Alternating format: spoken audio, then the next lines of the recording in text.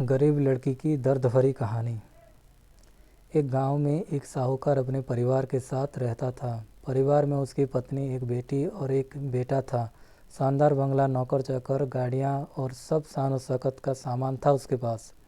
गरीब लोगों को बहुत ज़्यादा शुद्ध यानी ब्याज पर कर्जा देना उसका धंधा था। अक्सर लोग तंगी के दिनों में या किसी त्योहार या ब्याह शादी के मौके पर उस साहूकार से कर्जा ले लेते थे।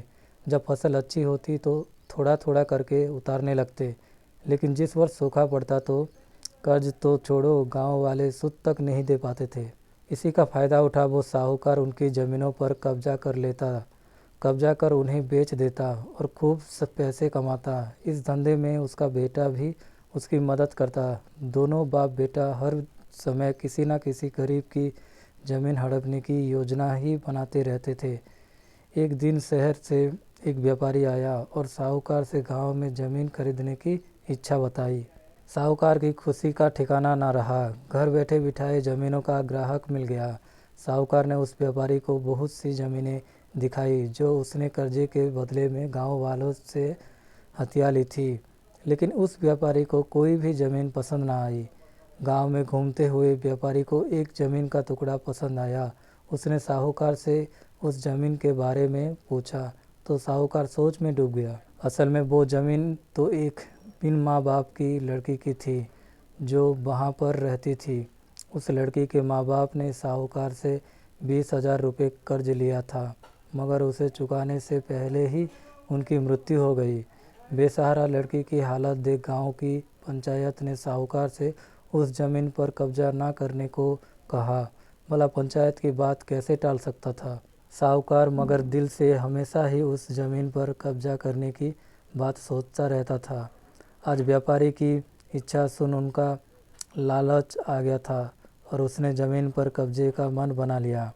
कर्जे के सारे कागज़ ले वो उस लड़की के पास पहुंचा और कर्जा वापस करने की बात कही। जब लड़की ने अपनी दुर्दशा बताते हुए और समय मांगा तो साहूकार ने कब्जा करने की धमकी दी। कब्जे की धमकी सुन वो लड़की पंचायत के मुखिया के पास गई और उसकी ज़मीन को बचाने की दुहाई लगाई। सारे गांव में ये बात आग की तरह फैल गई कि साहूकार उस बेसहारा लड़की की ज़मीन पर कब्जा करने वाला है। ये बात उड़ते उड़ते साहूकार की बेटी के कान में पड़ी। अपने पिता के लालच की बात सुन उसके मन में बहुत दुख हुआ।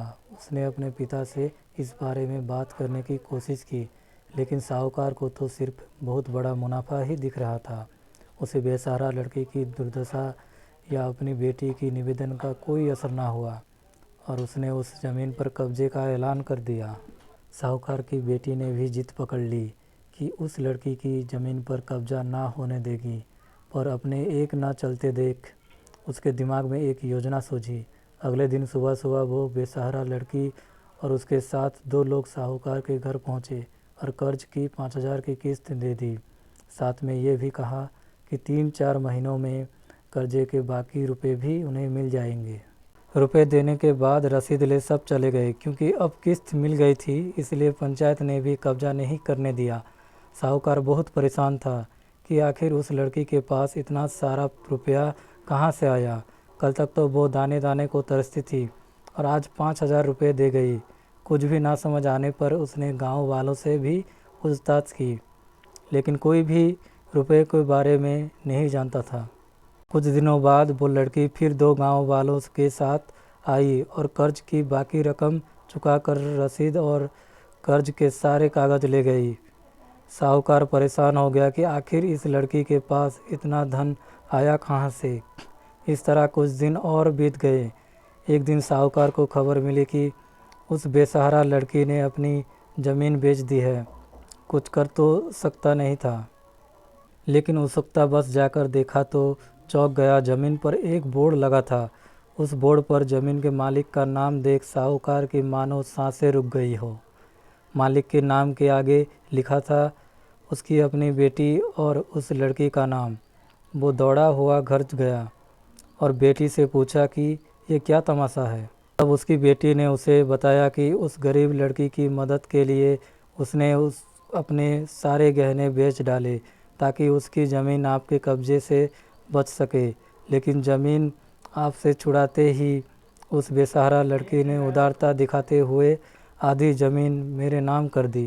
बेटी ने उसे समझाया कि आप तो उस लड़की का आखिरी सहारा भी छीन रहे थे, मगर उस लड़की का बड़प्पन तो देखो, उसने ज़मीन छुड़ाते ही मेरे गहनों के बदले अपनी आधी ज़मीन मुझे दे दी।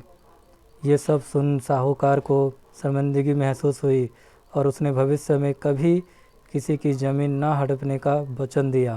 दोस्तों, गरीब लड़की की दर्द भरी कहानी, आपको ये कहानी कैसी लगी नीचे कमेंट करके हमें ज़रूर बताइएगा। अगर आपको ये कहानी पसंद आई हो तो अपने दोस्तों के साथ ज़रूर शेयर करें।